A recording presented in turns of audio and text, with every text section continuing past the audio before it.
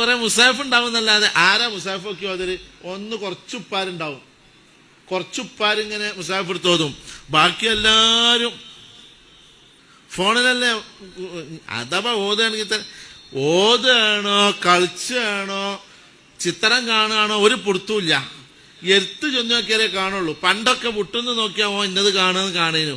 ഇപ്പൊ അങ്ങനെയല്ല. ഇപ്പൊ അവനവന്റെ മൊബൈലും ഒരു ചില്ല് ഒട്ടിക്കാണ്ട് ആ ചില്ല് ഒട്ടിച്ചാല് വലത്തെ ഭാഗത്തിരിക്കുന്ന ആൾക്കാരെ കാണാൻ കഴിയൂല, അടുത്തിരിക്കുന്ന ആൾക്കാരെ കാണാൻ കഴിയൂല. എന്താ നോക്കണത്? അങ്ങനത്തെ സംവിധാനം ഉണ്ട്. ഓന് മാത്രമേ കാണുള്ളൂ. അപ്പൊ ഖുർആൻ ഓതുകയാണെങ്കിൽ തന്നെ പതിയില്ല. ഞാൻ എൻ്റെ അടിയിലൊന്ന് പറയട്ടെ. പള്ളിയിലെത്തിയിട്ട് ഖുർആൻ ഓതുമ്പോ പരമാവധി നമ്മളിത് ഉപയോഗിക്കരുത്. അതുപോലെ ഒരു മരണ വീട്ടില് നമ്മൾ മൗലിദ് ഓതുകയാണ്. അപ്പൊ അവിടെ മുമ്പിൽ സെബീന കൊണ്ടുവന്ന് വെച്ചേക്കണ്. ആ സെബീന കൊണ്ടുവന്ന് വെച്ച് അതിന്റെ സൗകര്യമുള്ള ഒരു സ്ഥലത്ത് പിന്നെ നമ്മൾ ഇത് മറിച്ച് കാണ്ട് ഇങ്ങനെ ആര് ബല്ലുസ്താദ് തന്നെ ഞാൻ തന്നെ ഇത് നോക്കി ഓതുക. അവിടെ സെബീന ഉണ്ട്. അതേ സമയത്ത് സെബീന മൗലിദ് കിതാബ് എന്റെ മുന്നിലേ ഉള്ളൂ, അപ്പുറത്തൊക്കെ ആൾക്കാരുണ്ട്.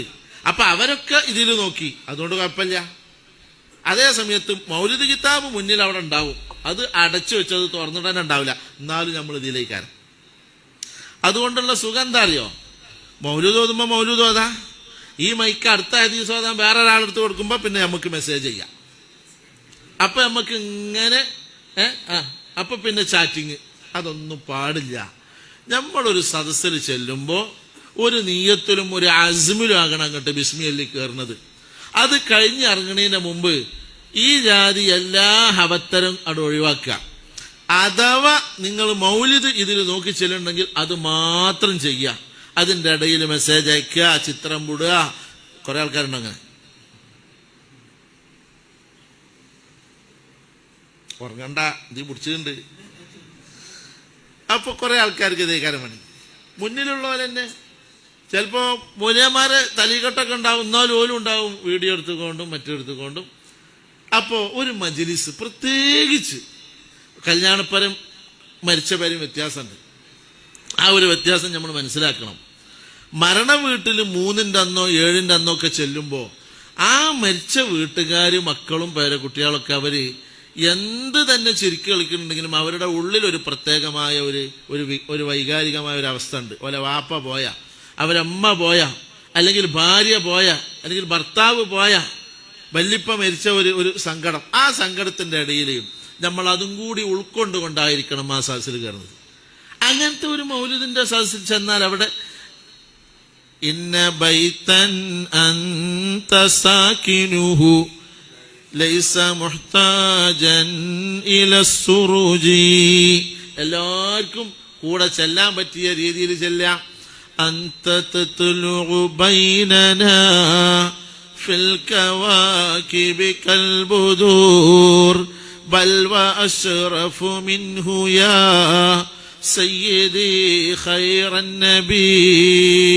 അപ്പൊ ജവാബ് കൂടെ ചെല്ലാൻ കഴിയണവർക്ക് ചെല്ലാം. അതേ സമയത്ത് കല്യാണപ്പരിയിലാണ്, തലേന്ന് നമ്മൾ ചെന്നതാണ്. അപ്പൊ പെരക്കാര് പറഞ്ഞു, ഉസ്താദുമാരെ ഒരു 5 മിനിറ്റ് ഇട്ടോ, ഓഡിറ്റോറിയത്തിലാണ് ചോറുണ്ടാക്കുന്നത്, അത് അവിടെ നിന്ന് ഇങ്ങോട്ട് എത്താൻ ഒരു 5 മിനിറ്റ് പിടിക്കും, നിങ്ങൾ ഒന്ന് ഇരിക്കുകയെന്ന് പറഞ്ഞു. അപ്പൊ നമ്മൾ ഇരുന്നിട്ട് എന്നാ നമുക്കൊരു അന്തത്വത്തിൽ ചൊല്ലല്ലേ എന്ന് പറഞ്ഞു. അവിടെ സന്തോഷത്തിന്റെ സാഹചര്യമാണ്.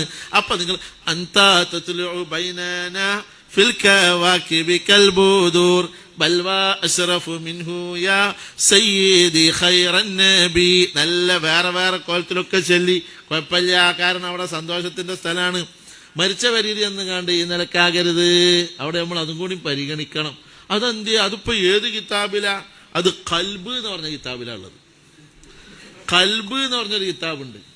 ആ കിതാബ് എല്ലാരും ഓരോ മനുഷ്യന്റെയും സാഹചര്യം, അയാളുടെ സന്തോഷത്തിന്റെ സാഹചര്യമാണോ, അയാൾ ദുഃഖത്തിന്റെ കടലിൽ മുങ്ങിയ നേരാണോ, അതിനനുസരിച്ചായിരിക്കണം നമ്മൾ ചോദിക്കണതും പറഞ്ഞതൊക്കെ. നമ്മള് ഒരു കല്യാണപ്പരയ്ക്ക് ഇങ്ങനെ ചെല്ലുകയാണ്. ആ കല്യാണപ്പരക്കാരിങ്ങനെ വരുമ്പോ അസ്സലാമു അലൈക്കും മാഷാ അല്ലാഹ് ഒക്കെ റാഹത്തായിട്ട് നടക്കണില്ലേ അല്ലെ, ഇങ്ങനല്ലേ ചോദിക്കുക. അത് പറ്റും. അതേ സമയത്ത് മരിച്ച വീട്ടിലാണെങ്കിലോ അസ്സലാമു അലൈക്കും വറഹ്മത്തുള്ളാഹ് എന്തൊക്കെ, അങ്ങനെ പറ്റുമോ? അപ്പൊ ആണോ വ്യത്യാസം? അവിടെ വ്യത്യാസമുണ്ട്. അതേത് കിതാബിലാണ്? ഞാൻ പറഞ്ഞ കിതാബിലാ ഉണ്ടാകുക. ആ കിതാബിലുണ്ട്. അപ്പൊ അതനുസരിച്ച് നമ്മൾ ഇൻഷാ അല്ലാഹ് എല്ലാവരും, ഞാനടക്കം, നമ്മൾ മൂല്യന്മാരും അതുപോലെ കാരണവന്മാരും ചെറുപ്പക്കാരും എല്ലാവരും അങ്ങനെ ആകണം. ഞാൻ പറഞ്ഞത് മൗലിദിന്റെ കിതാബ് മുന്നിൽ ഉണ്ടായിരിക്കെ ഇന്ന ഈ മെഷീന് നോക്കിയിട്ട് നമ്മളിങ്ങനെ ഓതുക മറിക്കുക, അതുപോലെ തന്നെ ഓരോ അങ്ങനെ ആയിട്ട് ഒരു പ്രത്യേക കോലായി ആകരുത്. അല്ലാ പടച്ചോനെ, നീ ഞങ്ങളെ കാത്തു രക്ഷിക്കണേ അല്ലാ, നീ ഞങ്ങളെ സലാമത്താക്കണേ അല്ലാ. ഓ പ്രിയപ്പെട്ടവരെ, കുട്ടികളെ, ചെറുപ്പക്കാരെ, ഞാനും നിങ്ങളും വലിയ ബേജാറിലാണ്. താടിയും മുടിയുമൊക്കെ നിരച്ച ഈ വയസ്സായ ഉപ്പമാർ അവരവരുടെ ആയുസ്സിനിടയിൽ പലതും ചിലതും ചെയ്തു വെച്ചവരാണ്. നമ്മൾ എന്ത് ചെയ്തു? നമുക്കൊന്നുമില്ല. അതുകൊണ്ട് ബേജാറ് വേണം. നന്മകൾ കൂടുതൽ ചെയ്യണം, തോന്നിവാസങ്ങളിൽ നിന്ന് വിട്ടുനിൽക്കണം. ഇടയ്ക്ക് വെച്ച് ഞാനൊന്നും കൂടി പറയാണ്, ഇപ്പൊ വല്ലാത്ത പേടിയേറിയ കാലാണ്. സ്കൂളിൽ പരീക്ഷ കഴിഞ്ഞിങ്ങോട്ട് ഇറങ്ങിയാൽ പിന്നെ റോട്ടിൽ പൊരിഞ്ഞ തല്ലാണ്, അടിയാണ്. കൂടെ പഠിച്ചവനെ അടിച്ച് പരിക്കേൽപ്പിച്ച് ചവിട്ടി മെതിച്ച് ഒഴിവാക്കി പോകുന്ന കാലമാണ്. എന്തും ആർക്കും ചെയ്യാമെന്നൊരു ധാരണയാണ്. എങ്ങനെയും ആരെയും ചീത്ത പറയാം, ആരെയും വഷളാക്കാം, ആരെയും കല്ലെറിയാം, ആരെയും മലിനമാക്കാം, എന്തും ചെയ്യാമെന്ന ഒരു തോന്നല് പുതിയ തലമുറക്ക് വന്നുപോയി. എന്റെ പ്രിയപ്പെട്ട കരളിന്റെ കഷ്ണങ്ങളെ, നിങ്ങളൊന്നും അക്കൂട്ടത്തിൽ പെട്ടുപോകരുത്. ഒരു കാര്യം കൂടി പറയാണ്, കുട്ടികൾ, മിഠായിയുടെ രൂപത്തിൽ നിങ്ങളെ ചതിക്കാൻ വന്നേക്കും. മിഠായിയുടെ രൂപത്തിൽ നിങ്ങളെ ഫസാദാക്കാൻ കള്ളന്മാര് വന്നേക്കും. നിങ്ങളത് വാങ്ങിക്കഴിച്ചാൽ പിറ്റേ ദിവസവും നിങ്ങൾക്കത് വേണമെന്ന് തോന്നിയേക്കും. 2-3 ദിവസം കഴിഞ്ഞാൽ പിന്നെ നിങ്ങൾ ഒരു ഒന്നാന്തരം കള്ളുകുടിയനെ പോലെ ആയിത്തീരും.